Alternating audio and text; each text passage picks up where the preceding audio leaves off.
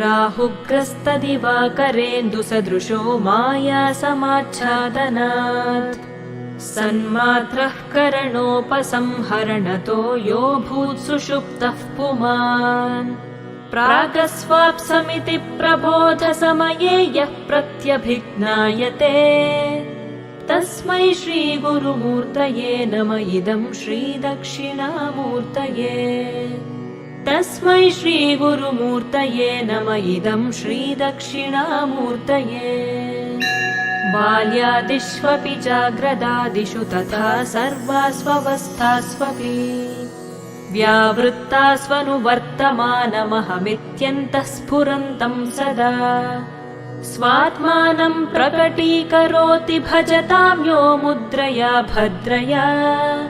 तस्मै श्रीगुरुमूर्तये नम इदं श्रीदक्षिणामूर्तये तस्मै श्रीगुरुमूर्तये नम इदं श्रीदक्षिणामूर्तये।